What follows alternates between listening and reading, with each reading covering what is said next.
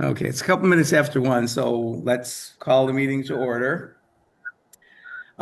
Just to go over a little bit of the meeting protocol, let me go down a little bit.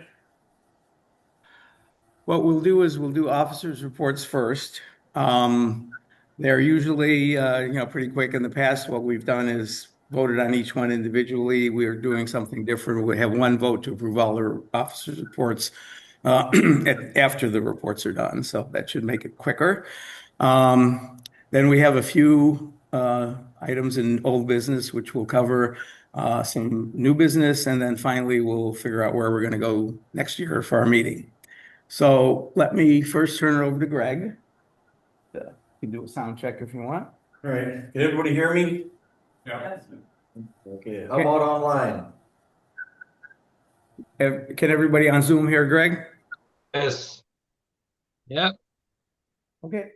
All right, so I'm probably the longest one, I'm sorry, but I gotta read the minutes of the last meeting. So between my eyesight and everything else, we're here. So the 2025 annual general meeting was held Saturday, the 16th of August, 2025, with 4 board members in attendance at the Great American Stamp Show in Schulenburg, Illinois. Anna, Sarah, Mike, and Greg. There were 21 other attendees on Zoom or in attendance. Alan Dollar, our president, convened the meeting, welcomed all in attendees. The agenda was briefly sent out to all members, and then Greg read last year's minutes to include the office reports and new business, which were approved. Wes Learn presented the treasurer report, and overall, he said finances were good, $5,200 additional revenue from the options. Overall, the society has over $25,000 in the bank. Next, Anna presented the auction report, which was very positive with significant additional income to the society. Anna mentioned that she has enough consignments for future quarterly auctions.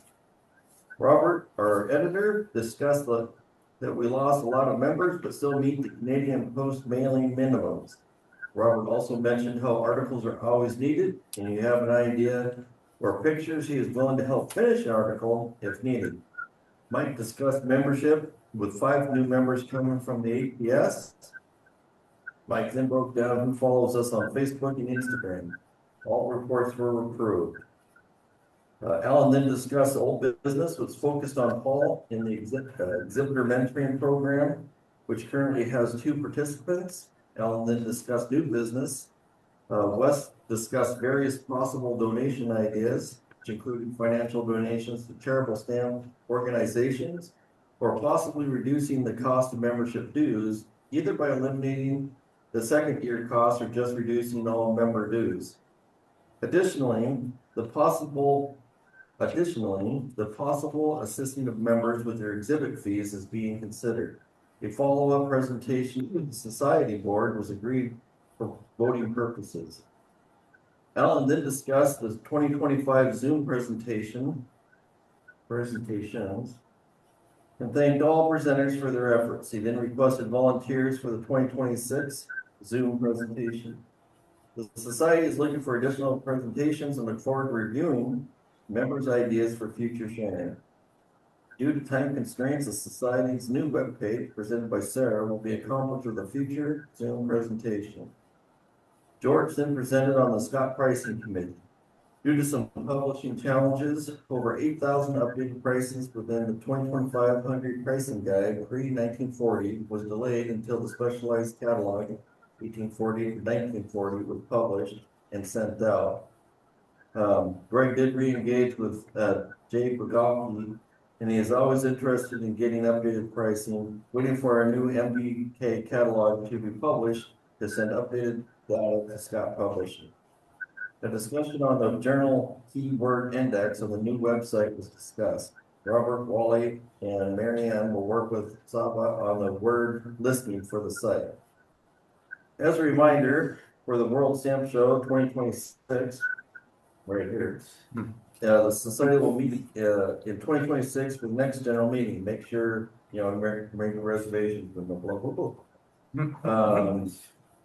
This concluded the Hungarian Philately Society 2025 meeting via Zoom. Okay, great. Thank you. Oh.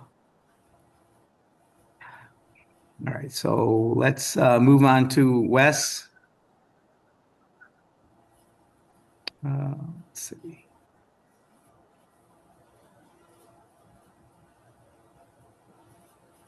Wes, are you ready? You've had a very good year here, so do you want to talk about it?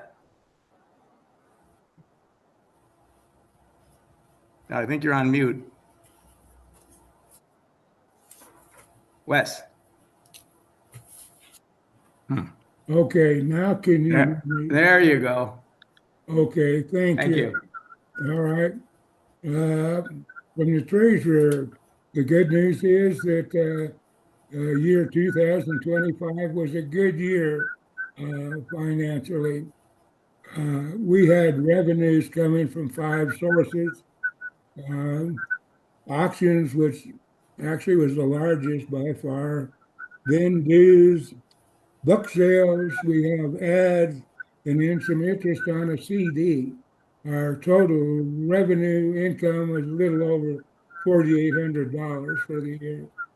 And on the expense side, the one major expense always is the publishing of the newsletter. That's a given. We had just one unusual large expense, and that was show registration. And so the total expenses was about $5,400. Uh, Say the really good news is if you look at the bottom line on the report, that's the liquid assets we have on hand, and it's a little over $28,000. And that's more than I can ever recall. And I've been the treasurer for 20 years, and so we're in a great position. So, and as far as 2026, we're not quite halfway through the year, but we're just staying right even with where we were at this point last year. So, good news all around. That's my report. All right, any questions on the the treasurer's report, financial status, anything like that? It was a very good year, and we're going to do some good things with some of the money that we have, and Wes will talk a little bit more about that in a bit. Okay, we'll go on to Anna. Here's the auctioneer report. And the auction was very good too. So you can see for yourself the results. Um, let's see if there's any questions for Anna from here. I mean, one thing that she asked me to say is that she's always looking for more lots. So, so if you would like to consign, it's a great process and it helps a lot of people, helps us. You know, people buy it, helps them. So get her the lots. All right. What's next? Oh, Robert. Want me to come up there or what? It's a good question. What's hang on. Let's go back to the agenda. I don't know if they can hear you. If you want to come up, Yeah, why don't you? sense for the folks who are. Yeah, the microphone's up here. Fine, yeah. So Okay, so editor's report was not actually all that much different from any other year. I'm definitely looking for articles. I've got enough for the September or the July issue of the news, maybe about half of what I need for the September. So any of you who are thinking of putting fingers to keyboard, please do. Yeah, other than that, I don't think there's any, I mean, Yeah. the price for mailing for that from Canada Post has gone up a little bit, but I mean, so Yeah, we're still else, covering that. but we're still in good shape on that front. So, and as always, if you've got ideas for articles, they can be pretty half-baked, they can be sketch notes, they can be like a half-formed idea, and I'm happy to work with anybody and to put it into Mhm. an article. So would it make sense for some, we have 3 exhibits, actually, we have 5 exhibits here. Would it make sense to take like one per issue and do a deeper dive into it? I think that's a great idea. So then you would have to check with our members here that are doing it, but looking at the exhibits is great, and I think that way everybody can see it. Yeah, no, exactly. And even if were to kind of do like a summary of highlights or something like that from the exhibit. Right. I mean, I have turned exhibits into articles Right. in the past, not for a couple of years, or for a few years. But yeah, So why I think don't that we would check be. with the individuals and see if they're Yeah. willing to contribute that to that?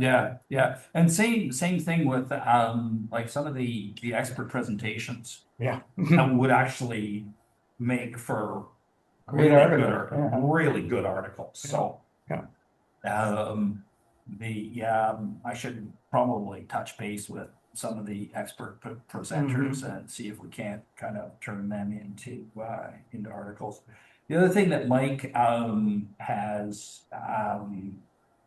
brought to my attention repeatedly, and I haven't done anything about it, is just the London Philatelist is always looking for co-publishing. That's the British Society? Yeah, the Royal Philatelic Yeah. Society of London, and they're always looking for co-publishing opportunities. And there's a couple of articles from that we have actually published in So the just share it, go back in the news. And there's another. I think I've got a couple more in my inbox that Chava has lobbed in my direction. So that's kind of, and they have a tendency to be kind of a little bit more, off the beaten track kind of articles, a little bit more, I don't know, the unusual topics, but so all that to say, folks, Okay. if you have an idea, send it to me. Yes. Thank you. Yes. All right, so next we have Mike, the membership report. Let me bring it up. You have a couple slides.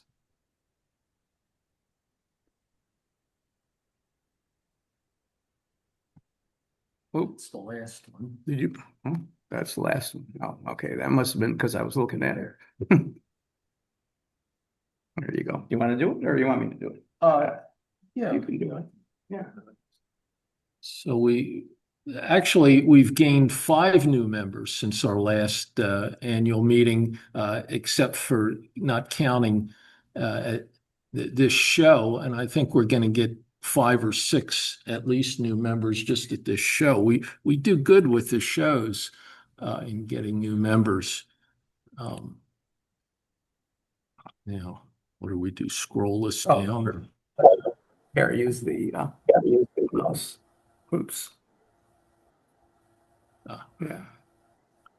It's We got this wonderful new website that Sarah and others have worked on, and I'm hoping that'll draw some new members. We're posting on Facebook and Instagram, and it's interesting. What are the most popular posts that get the most interest? When we post, I'll post covers with some commentary from the news. Usually on the back cover of the news is a stamp cover with some commentary, and they get the most likes. Our auction notices get the second most likes, and then the expert presentation notices. So we'll keep up with that. This is just a typical posting for a cover. People like to see some detail there, and you can really do that with Facebook. Instagram, I don't know, it's more of a quick look and move on type thing. Future efforts, I got to contact APS again and ask them for any new members recently who are interested in Hungary. We've gotten a lot of new members that way. APS has been, they don't charge anything and they're happy to send you lists. And then any content anyone would like to post on Facebook or Instagram, just email it to me or Alan and we'll get it up there. Okay. Thank you. You said we had 5 new members. Did we lose any members in the last year? Not Oh, really. yeah. Yeah, we probably did. So what was our net change?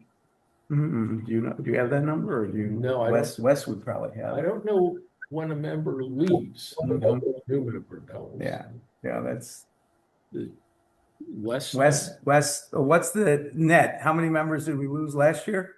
Okay, yeah.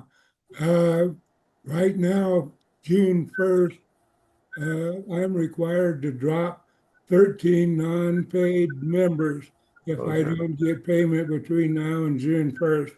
So it looks like we could lose 13 for whatever reason.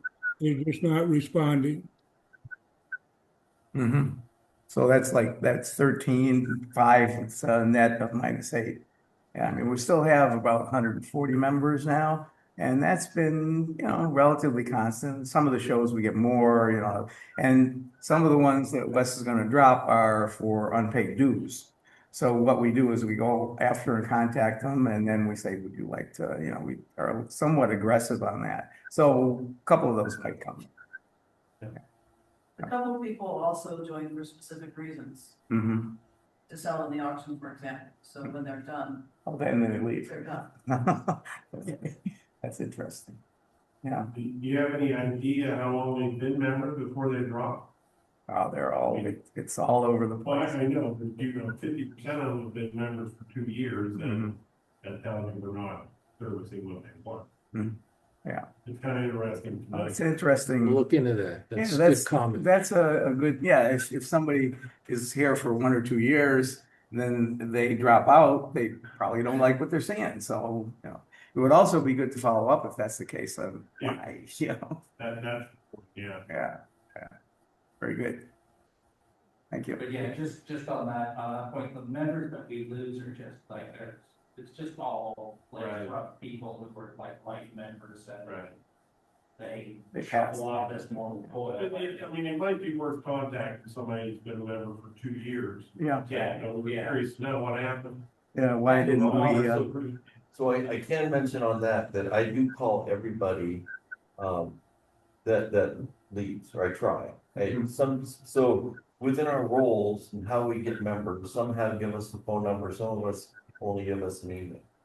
And then when one of those 2 points of failure fail, then, when I can't get them to reply, then I go through, where do they live and is there a death note?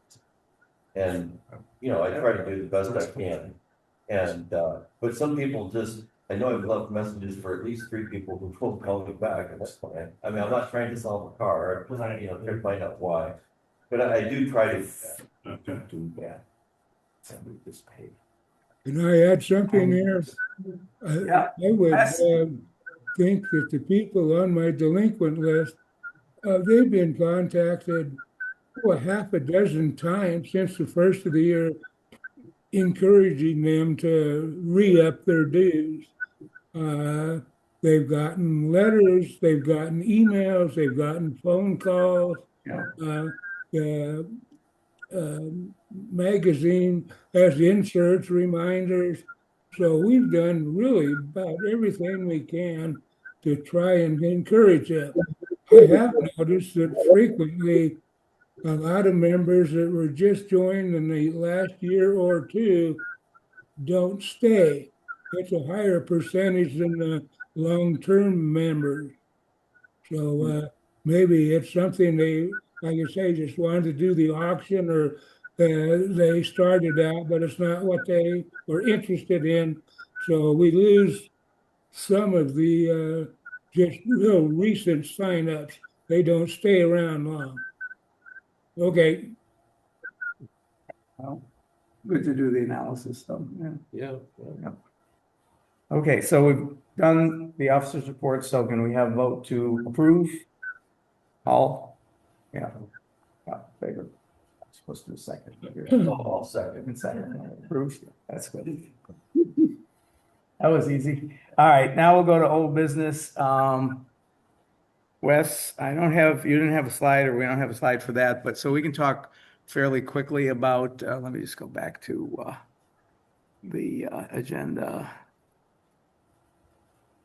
Hang on.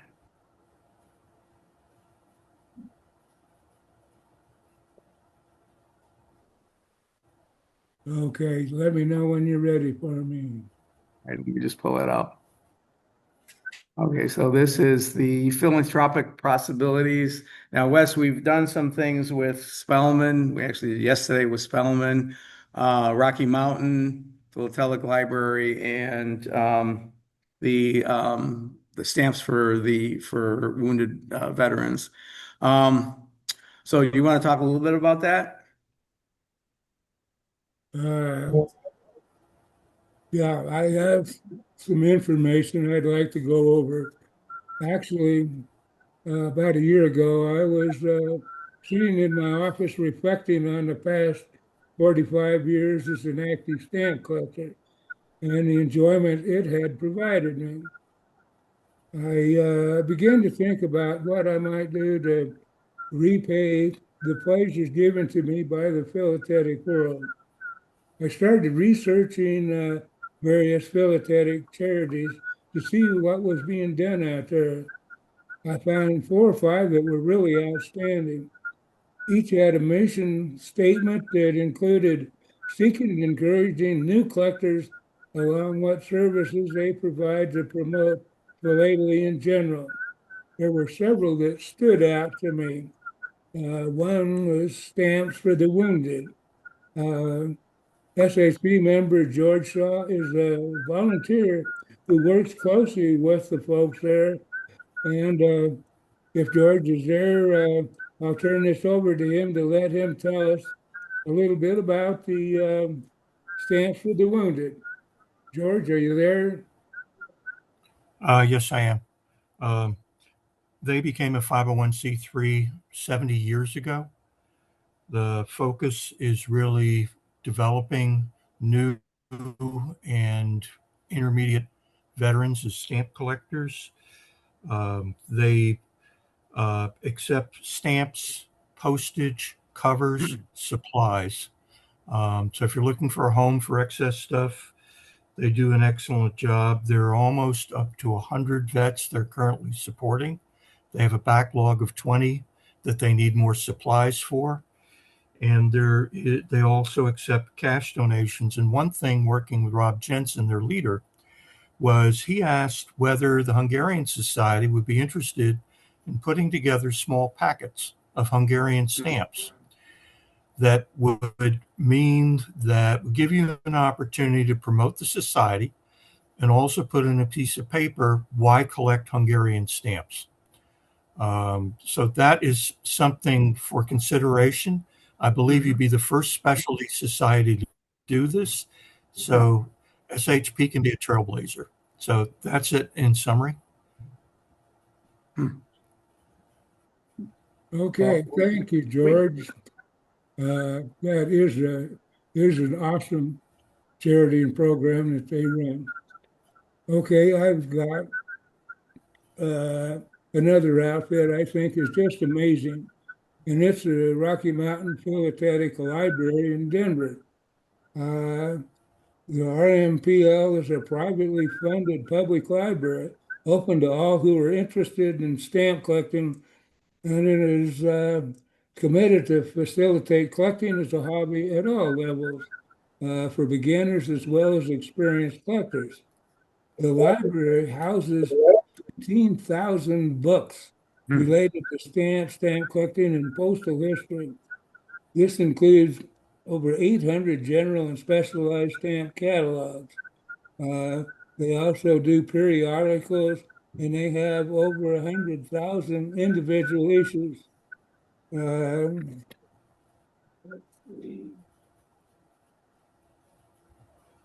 the library hosts formalized monthly meetings of the Youth Collectors Club, which includes educational activities and exhibit preparations. Museum staff also conducts school visits and offers mentoring. The library also hosts monthly meetings of more than a dozen local stamp clubs. Uh, This outfit sponsors annually 4 $2,500 scholarships targeted to philatelists and their families. It's open to high school seniors from anywhere. 2 are for a 2-year college or trade school, and 2 are for students enrolled in a 4-year program. I thought, man, who would have thought there would be scholarships out there for stamp collectors? Amazing. Uh, their website provides information about all the services available at the library. It's worth checking out. Uh, they have been so kind as to add the SHP to its website under societies. One can click on the SHP and bring up our website. And they are now placing our quarterly newsletter in their publications section for all to see. The library accepts donations of stamps, albums, accumulations, postal stationery, first day covers, supplies, other items of philatelic interest. Cash contributions are also needed to support their many activities and scholarships. Uh, my research has turned up several other charities that deserve some coverage, but we'll give them a chance another day. I think for now, considering the SAP's current finances, we could easily make some kind of contribution to both the library and to Stamps for the Wounded if we so choose. So that's it for my thoughts on philanthropic philanthropy. That's a tongue twister. But thanks for listening to me. All right, thank you, Wes. We've donated $500 to Spellman. Probably be something we should look at is donating some a monetary donation to the RMPL. And I think George's idea of the packets are great. So maybe we can do something like that to cover the reorganizations. And then we can Nice to get an email out about the wounded veterans packets. Yeah, we actually had somebody that sent me an email saying, how can they donate? So yeah, we'll put our heads together and get an email out. But people are within the society are interested in donating stamps. So we need to tell them how to do it. That's good. Any questions for Wes? You guys okay? Okay. All right, let's move on. Greg, you and George are gonna do a presentation on the pricing committee. Yeah, so in theory, so I don't do a whole lot of work on this. Really, George does the work. I guess I'm just the wonderful face to look at. Well, that's difficult. Oh, you talked to Jay, right? Yeah, because I talked to Jay and I talked to him again at this particular show. He is absolutely receptive of the society to send him more data, send him additional data than what Scott already has within their albums, and he will look at but him and his staff will look at it and see if they can make changes within the catalog to add to it. So far, not only have we done that for this society, and really George, between George and others, I'm merely just talk on it. But I even was able to talk to Czech Society to go back to Jay and look at the Czechoslovakian side of the house, because they haven't done that in a few years, and we got frustrated. We weren't frustrated. They just took our data and just did the update. So George, why don't you give it all you got, because really the research, he does it all and then puts it out for us to look at. And I believe that'll go on the website at some point, if it's not already. So George, do you want to do a summary? Because we don't have a slide for that. There was a slide, but let me cover it quickly. Last year's annual meeting, we talked about having done the update from the 23 MBK catalog and 8,000 price changes, which was the most they had for any country in at least 5 years. And lo and behold, a couple months later, the MBK 2025 catalog comes up. So we then did the updates, and what I'm going to do is focus on a couple of key areas. One, with the workbooks, I've expanded the coverage into a couple of specialty areas for two purposes. One is for the members of the society, both classical periods and modern periods, but also to encourage Scott to potentially cover more, especially in their 1840-1940 catalog. So the number one area would be a gap they have that they don't list Hungary on cover, and before 1871 used. They do for the Austrian part of the empire, but not the Hungarian part. Secondly, would be more detail on the watermarks of the 1898-1909 period. But also, I collect watermark varieties, paper, perf, and gum varieties in the modern period. And all these have been added to the workbook. And then I've done a special feature on forever stamps.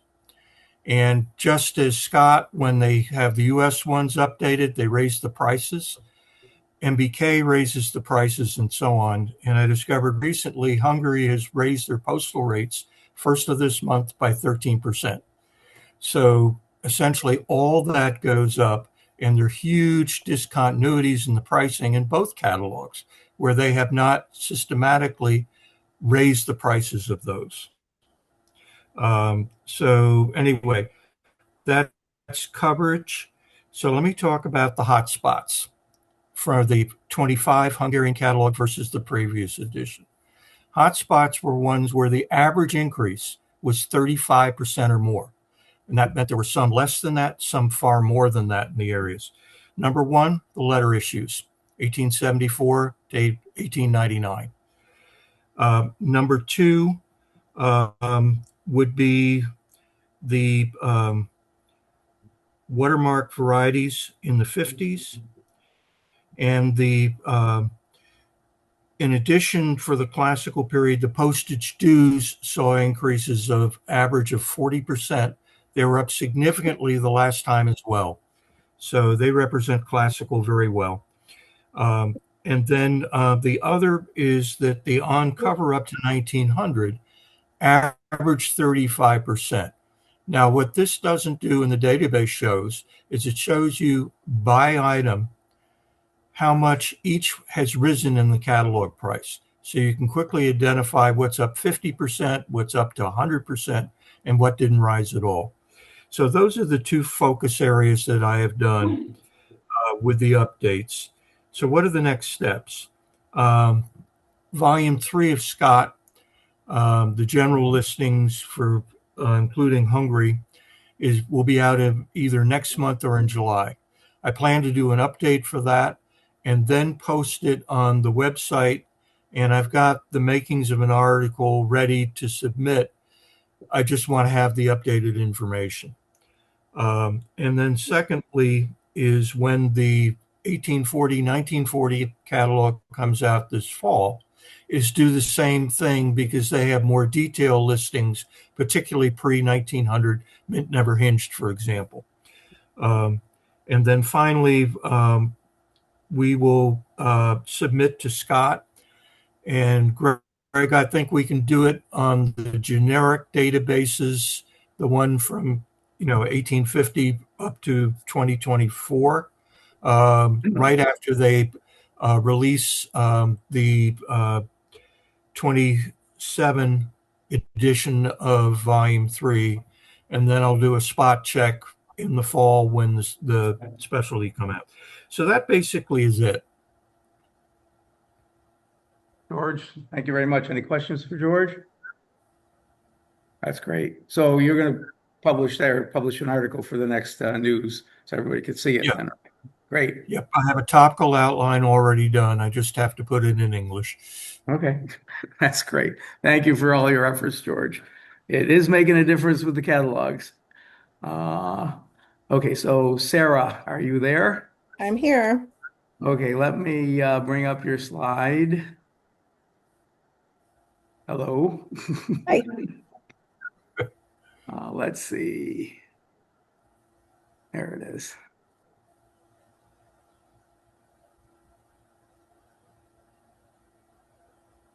Okay, there you go. So All you're going to right. cover Thank the, I'm sorry, you're going to cover both the website and the new journal index, right? Yeah, I think we Yeah. can keep my section short and sweet unless there are any questions or concerns. We have, since the last meeting, officially launched the website update. And so there are some bullets that kind of just go over the things that went with that updated design. Several of which had been requested and some that just came with the updated process. Um, One of the things that we've worked on over the last year is this new journal index. The journal index was something that predated my tenure as the webmaster. I inherited it from Willie, but what we've done is I've worked with Chaba and we've added two new columns there on the right side of that spreadsheet that you see. So now there is a living spreadsheet that is updated with every new journal that has the issue number, page number, title, and author of the articles in the journal. And what we've done is we've added key topics so that if you're searching for a particular topic within Hungarian philatelic history, you can get straight to it. And also a link there in blue that'll take you straight to the PDF of that journal and the page number that you're searching for. So getting you right to the information that you're searching for. So with the journal index, with the journals just in general, or with anything on the website, it is kind of a living document. So if you see any broken links or missing information, outdated information, please just continue sending those my way and we'll get those updated as we go. Alan, if I may say something, I want Yeah. to thank Sarah for doing this job because the website is fantastic. And I had the pleasure of rereading every single journal that was ever published, starting back in 1970. I'm amazed at the wealth of knowledge that our members have put together. So I encourage everybody, you know, maybe just pick a journal and reread it because there's so much wealth of information. And you know, I'll pat the back of every author that ever wrote for the journal because we have built on structure. I mean, if somebody like Les Etra started out in 1970 with an article, and we have now leapfrogged that information by light years with the current analysis of the same topic. So the information is there. All you have to do is read it. You know, it's the old verb. You could take the horse to water, but you can't make it drink. Well, I encourage you to read and drink. Yeah. Thank you, Sarah, for your efforts in this website. Thank you.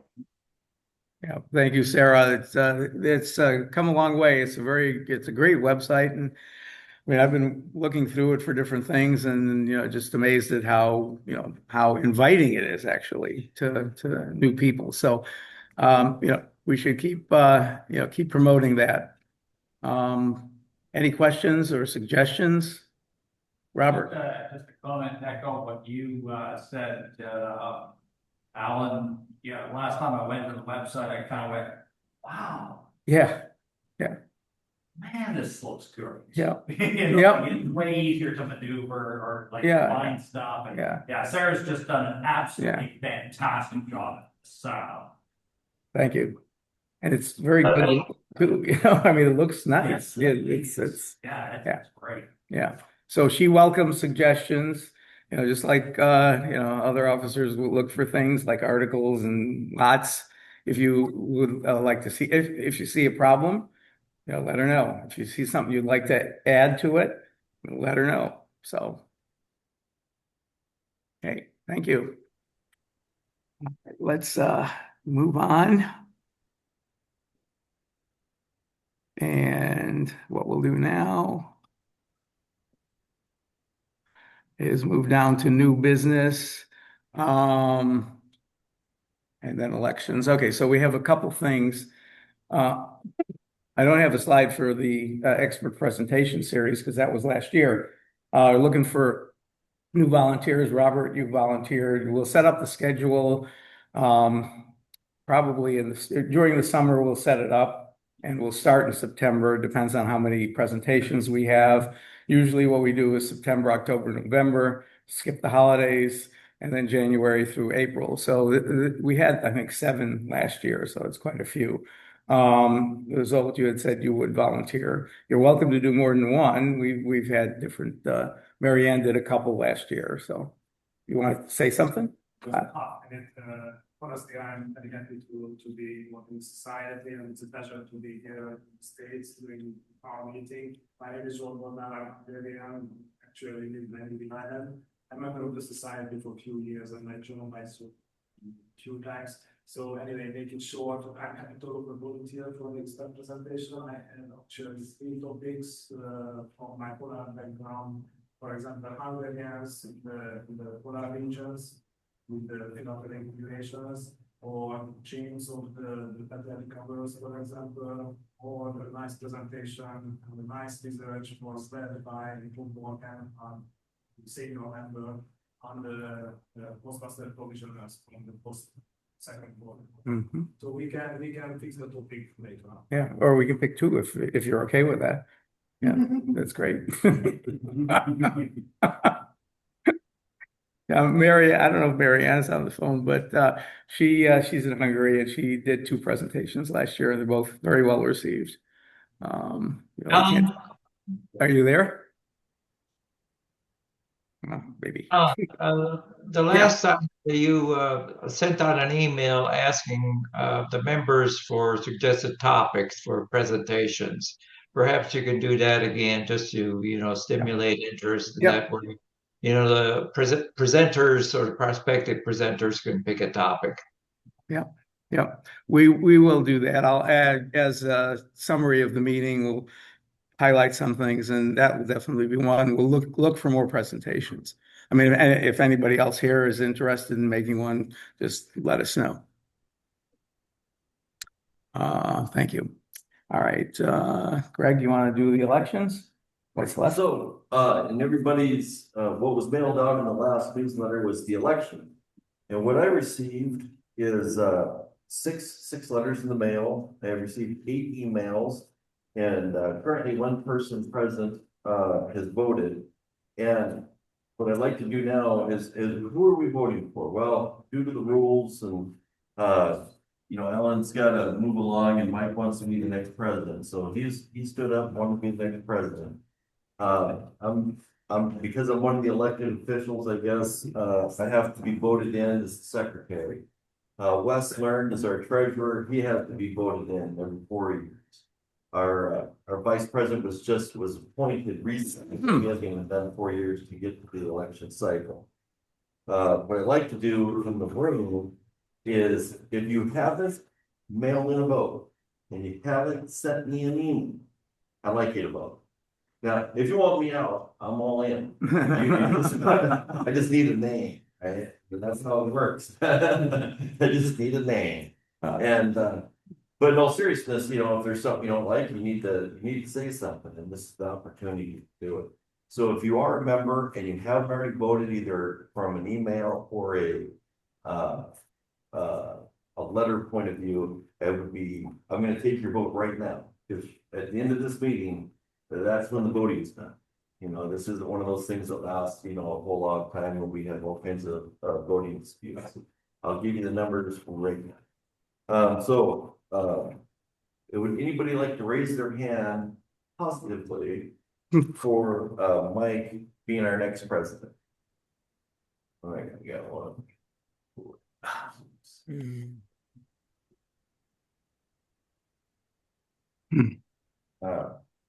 Don't look away. Anyone not in favor, and and that's okay too, I mean, really, it's pretty, okay. You will then still get your news out. Okay, for me, anybody would like to vote for me, you don't have to, so. I'll vote for you, right? I think it's unanimous, Greg. All right. Anyone, against? You'll still get your newsletter. Okay, for Wes, can I get a show of hands for, Wes is our new treasurer, or our existing, treasurer for the next 4 years. Here, Okay. anybody against? Good. All right, looks like, all 3 people swept. Was that a unanimous vote A there? unanimous. So we have, so we have 28 people who voted, for each of the 3 people up, and Bob Morgan voted for Anna, in the, so you can keep your job too. It's not really a voted on position, but it is what it is, so you can get one vote on transparency. So that's all done. There has been a transfer of power at some point, and would this be the time? Yeah. So like to say a few words, Alan, because you've done an incredible job for 3 4-year terms, 12 years as a president. And just to note that the SHP here was founded in '69 in Connecticut with Aloysius and William Bauer as founding members. You're following in their footsteps here. There's been 11 presidents since. The longest serving was Dr. Stephan Frater. He served 12 years also. But other than that, Alan Hoover, he served 10. And under your leadership, we've gotten over 140 members, 30 joining in the last 2 years. We've got a new website. Our finances are comfortably in the black. They haven't always been. We've had some hard times in the past, from what I can gather. We've had these great expert talks. We've had our tables at the annual APS meetings, Hungarian dinners, although tonight it won't be Hungarian, but it'll be a good dinner. And all the other unexciting things behind the curtain here that Alan's been doing, so you can concentrate on your collecting. And we want to thank, of course, your wife, Diane. She's a collector too, or She's more of a worker, and she collects topicals, so not necessarily Hungary, but okay. She's done all of like blog posts and things like that. on your Hungarian Stamp Exchange site. Right. She's got some wonderful displays there, and incredible work. And I'd just like to read a statement from our most senior and distinguished member, Bob Morgan, for you. Bob says, Alan, thank you for making the society the most successful Hungarian society in the world today. And thanks to your wife, Diane, who was at your side every step of the way. Yeah. So thank you. No, thank you.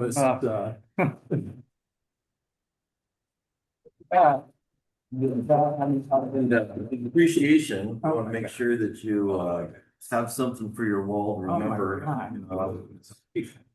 Remember all the hard work. Oh, this will definitely go up. Oh my goodness, thank you. It's been an amazing 12 years. I have so many different, what's that? Yeah. Take a picture. Oh, sorry. Yeah. Okay. Yeah, it's been an amazing 12 years. Just so many different things happen. It's been so much fun doing it, and what I've really enjoyed is the help of all these people, all you out there that have, done an amazing amount of work for the society. You guys over there, over here, all the members who contributed. I mean, it's not just us doing the work. It's the members writing the articles. It's the members sending the stuff on auctions. It's the members suggesting things for websites. So it's been a great group, opportunity, great, the things that happened over the last 12 years. So I want to thank you all. And I really appreciate this. You're going to give me an auction? Yes. In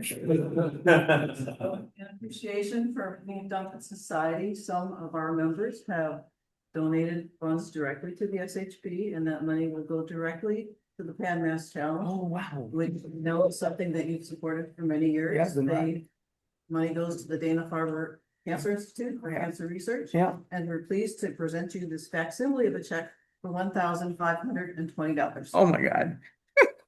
Thank you, Al. Oh, my God. Thank you. Wow.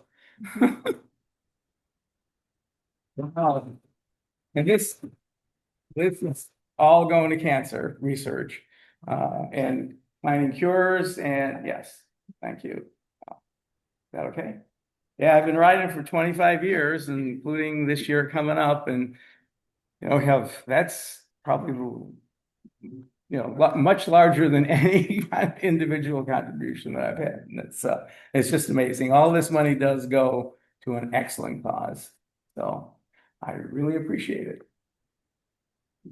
Can we show the people online? You mean like this? Yeah. Can you see it? I mean, I can. Here, that's the camera. That's the donation check for the Pan Mass Challenge, which is in August of every year, by the way. And the PMC has raised over $1 billion over the course of time. And it started in 1980. I started writing in 2002, I think it was. But over the course of the 40 some odd years, it's been raised. It has raised over $1 billion. The goal this year is I think it's 90 million. So every dollar goes to that. And let me show it. Yeah. Okay. And I don't know if you can see that, but that's free. Thank you. Well, let's go on with the meeting. There's two more items. One, Wes, you want me to read this, right? Wes? Yes, please, if you would. Okay. We need more signatories for the bank account because right now we just have two. We have Wes and we have Greg. And the concern is if Wes is not able to sign or Greg is traveling and not able to sign, that's two people, we need more. So we are putting forth a motion to have four people that are official signatories for the bank accounts and CDs. So we need it to go in minutes and we need your approval to do that. So I'm just going to read it as short.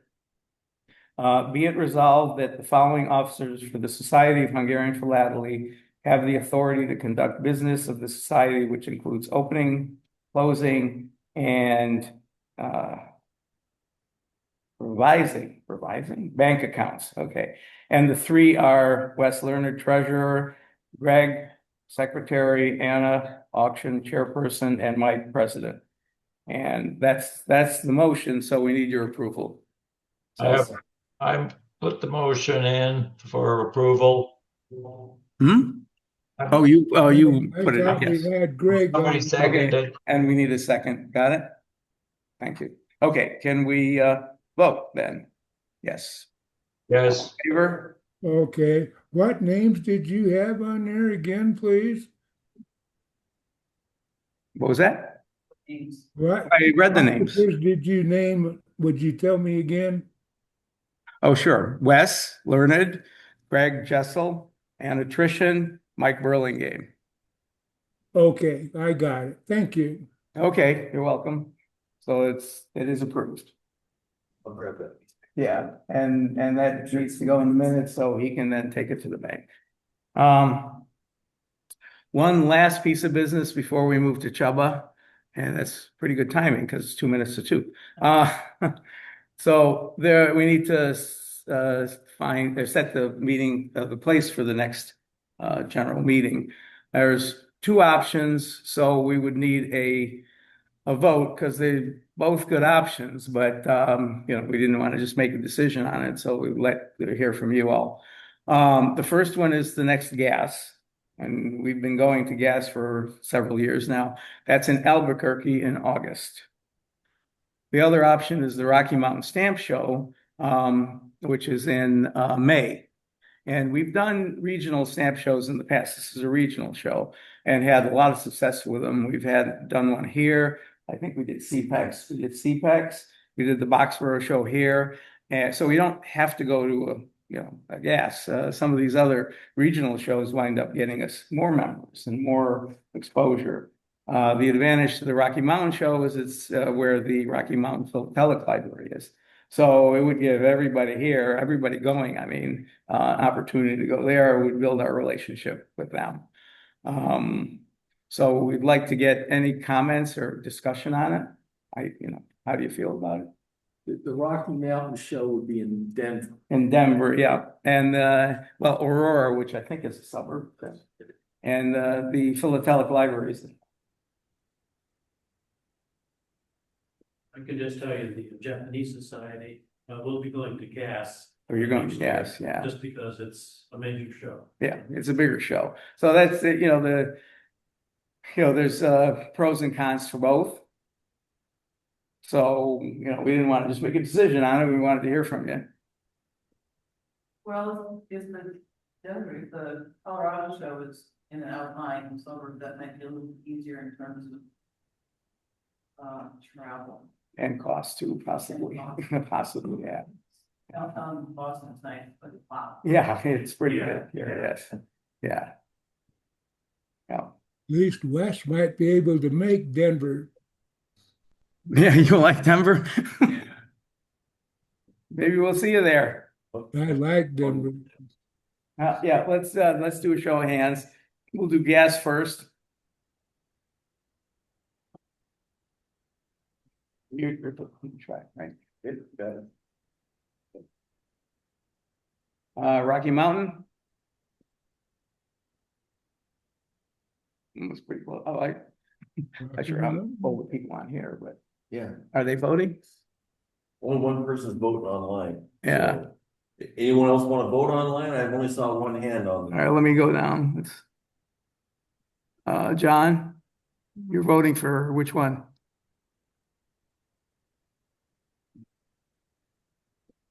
I voted for Albuquerque. Albuquerque, okay. Any others? Nope, I think that's it. So far, Rocky Mountain winning was